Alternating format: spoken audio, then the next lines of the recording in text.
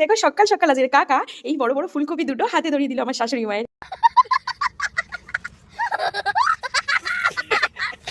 Hello everyone, তোমরা সবাই কেমন আছো? আবার একটা নতুন মিনি ব্লগে তোমাদের সবাইকে ওয়েলকাম। আর ইনি হলেন আমার শাশুড়ি মা।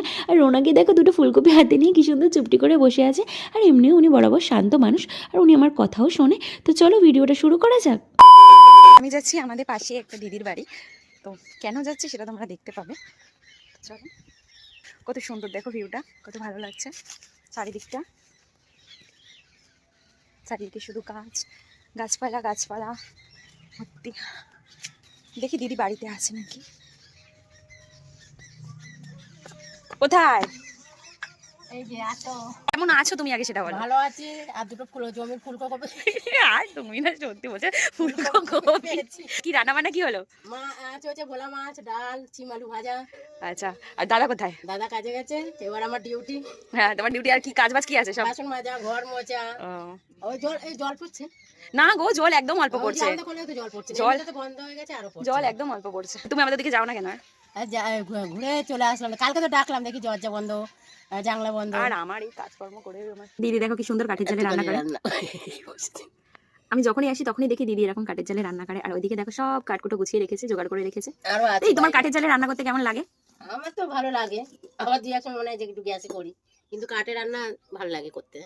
আমের আটি আছে, কাঠ আছে, পাতা আছে। বাহ, সব তোর বেশ ভালোই গুছিয়ে রেখেছে। ওই দেখো আবার কি দিচ্ছে, এগুলো কি দিচ্ছ? এগুলো আমের আটি। আমের আটিতে কি হবে? আমের আটি দিয়ে না হেবি সুন্দর আগুন জ্বলে। আচ্ছা শুকনো গুলো শুকিয়ে যায় তো, আচ্ছা, শুকিয়ে গেলে আমের আটি গুলো ভালো ধরে।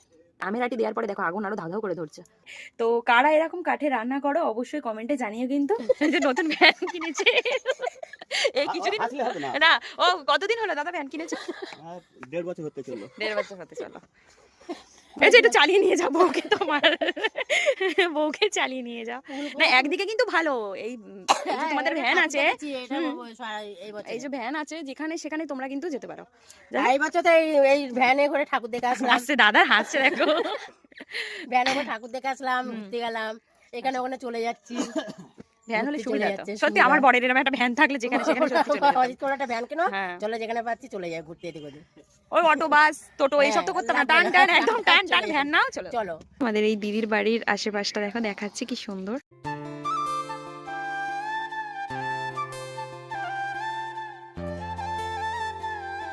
এদিকে দেখো আম চারা গাছ লাগানো আছে সব এই পুরো জায়গাটা জুড়ে। দেখো কত সুন্দর ভিউটা। অনেক গল্প করলাম, এবার এই যে বাড়ি ফিরছি দিদির বাড়ি থেকে। বেশি দূরে